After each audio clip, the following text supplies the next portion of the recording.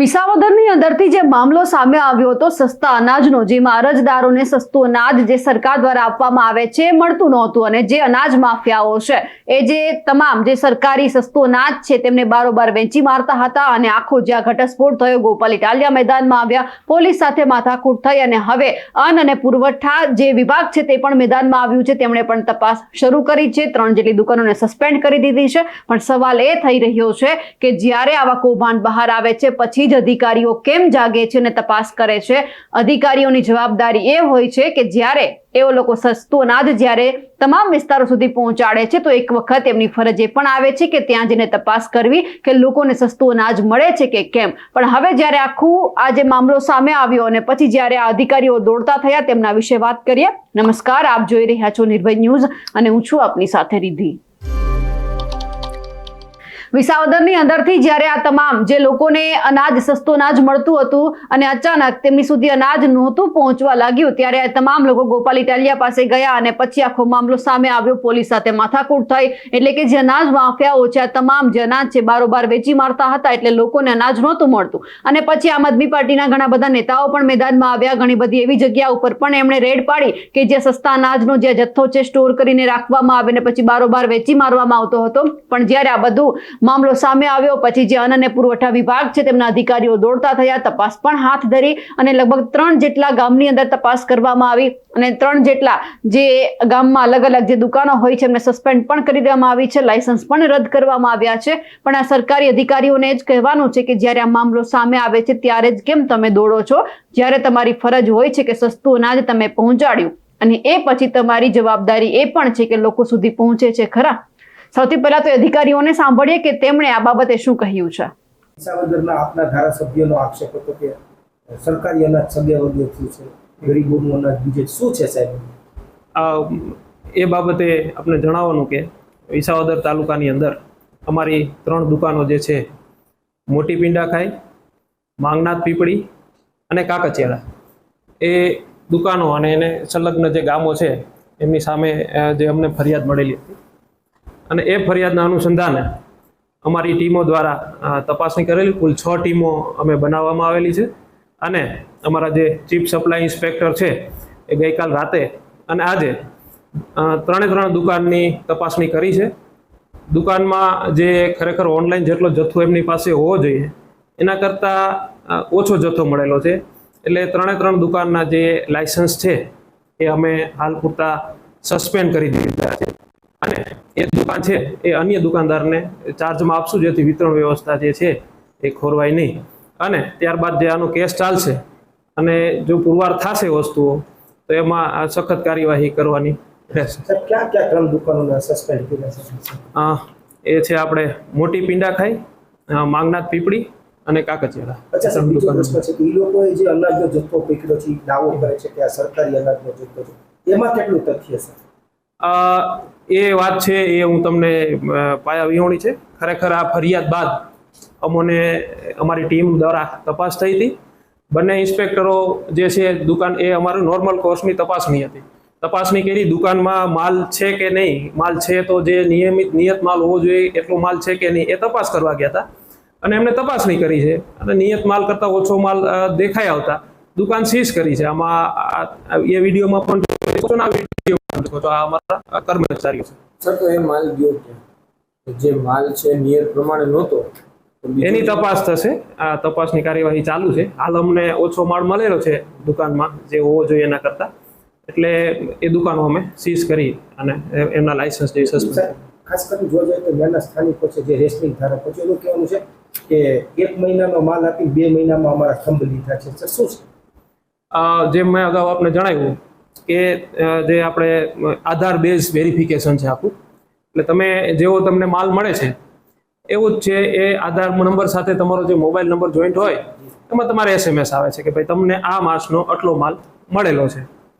હવે જો એમાં તમને કંઈ ફરિયાદ હોય તો સરકારશ્રી દ્વારા ટોલ ફ્રી નંબર પણ અંદર જ આપેલો હોય છે, જે છે 1976 1967 14445 અને 1800 233 5500.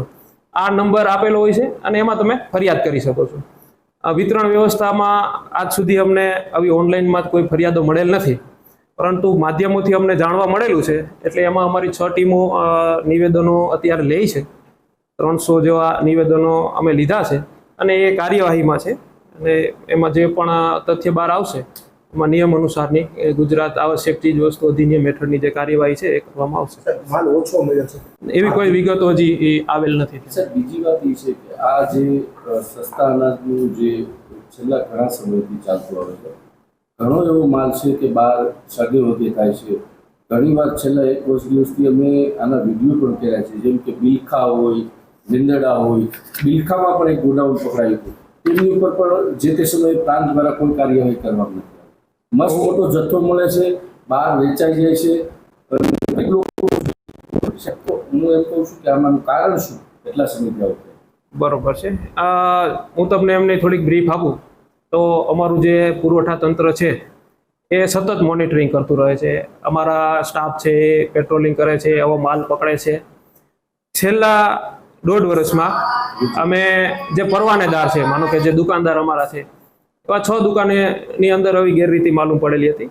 એ 6 દુકાનમાંથી એમણે દંડ કરેલો છે, લાયસન્સ સસ્પેન્ડ કરેલા છે, અને એક દુકાનદાર સામે અમે FIR પણ કરેલી છે.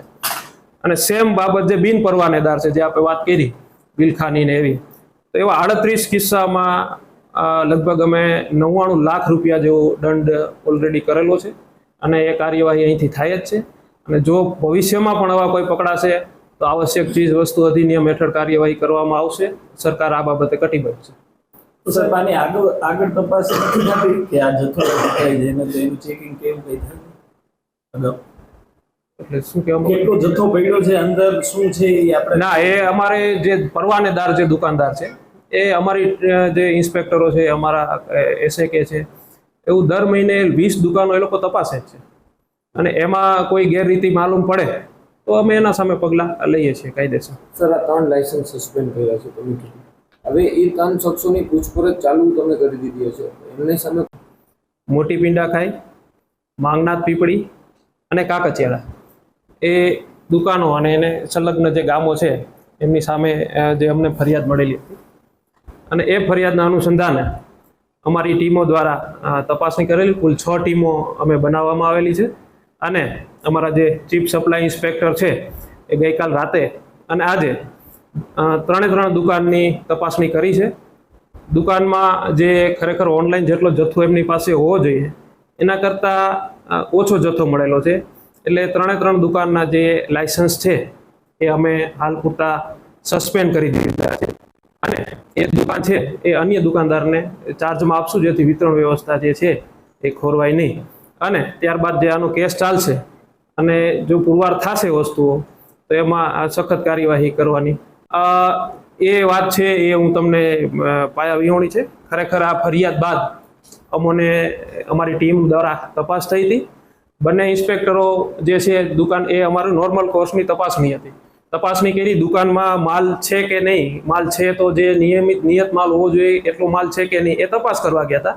અને એમને તપાસણી કરી છે અને નિયત માલ કરતાં ઓછો માલ દેખાઈ આવતા દુકાન સીઝ કરી છે. આમાં એ વિડીયો કે જે આપણે આધાર બેઝ વેરિફિકેશન છે આખું. એટલે તમે જેવો તમને માલ મળે છે એવું જ છે. એ આધાર નંબર સાથે તમારો જે મોબાઈલ નંબર જોઈન્ટ હોય એમાં તમારે SMS આવે છે કે ભાઈ તમને આ માસનો આટલો માલ મળેલો છે. હવે જો એમાં તમને કંઈ ફરિયાદ હોય તો સરકારશ્રી દ્વારા ટોલ ફ્રી નંબર પણ અંદર જ આપેલો હોય છે, જે છે 1976 1967 14445 અને 1800233550. આ નંબર આપેલો હોય છે અને એમાં તમે ફરિયાદ કરી શકો છો. વિતરણ વ્યવસ્થામાં આજ સુધી અમને આવી ઓનલાઈનમાં કોઈ ફરિયાદો મળેલ નથી, પરંતુ માધ્યમોથી અમને જાણવા મળેલું છે. એટલે એમાં અમારી 6 ટીમો નિવેદનો અત્યારે લે છે. 300 જેવા નિવેદનો અમે લીધા છે અને એ કાર્યવાહીમાં છે. અને એમાં જે પણ તથ્ય બહાર આવશે એમાં નિયમ અનુસારની ગુજરાત આવશ્યક ચીજ વસ્તુ અધિનિયમ હેઠળની જે કાર્યવાહી છે એ કરવામાં આવશે. બરોબર છે. હું તમને એમની થોડીક બ્રીફ આપું તો અમારું જે પુરવઠા તંત્ર છે એ સતત મોનિટરિંગ કરતું રહે છે. અમારા સ્ટાફ છે એ પેટ્રોલિંગ કરે છે, આવો માલ પકડે છે. છેલ્લા 1.5 વર્ષમાં અમે જે પરવાનેદાર છે, માનો કે જે દુકાનદાર અમારા છે, એવા 6 દુકાનની અંદર આવી ગેરરીતિ માલુમ પડેલી હતી. એ 6 દુકાનમાંથી એમણે દંડ કરેલો છે, લાયસન્સ સસ્પેન્ડ કરેલા છે, અને એક દુકાનદાર સામે અમે FIR પણ કરેલી છે. અને સેમ બાબત જે બિન પરવાનેદાર છે, જે આપણે વાત કરી બિલખાની ને એવી, તો એવા 38 કિસ્સામાં લગભગ અમે 99 લાખ રૂપિયા જેવો દંડ ઓલરેડી કરેલો છે. અને એ કાર્યવાહી અહીંથી થાય જ છે. અને જો ભવિષ્યમાં પણ આવા કોઈ પકડાશે તો આવશ્યક ચીજ વસ્તુ અધિનિયમ હેઠળ કાર્યવાહી કરવામાં આવશે. સરકાર આ બાબતે કટિબદ્ધ છે. હવે જ્યારે 300 જેટલા અરજદારોની ફરિયાદ આવી અને એ પછી સફાળું જાગ્યું છે આ તંત્ર, પણ હવે જ્યારે આવી ઘટનાઓ બને છે, કૌભાંડના મામલા સામે આવે છે, ત્યારે અધિકારીઓની ફરજ આવે છે કે એક વખત જઈ અને ત્યાં જઈને એમણે ક્યાંક જે તપાસ કરવી જોઈએ, જેથી કરીને આવા લોકો છે એમને જે ભાજપ સરકાર, જે કહેવાતી ભાજપ સરકાર છે અને જે એમને બધી સુવિધાઓ આપે છે, એમને પૂરતી મળે છે કે કેમ, એ અધિકારીઓને એક તપાસનો વિષય છે, એ પણ કરવો જોઈએ, જેથી કરીને આવા કૌભાંડ સામે ન આવે, પોલીસ સાથે કોઈ પણ ધારાસભ્ય માથાકૂટ ન કરવી પડે.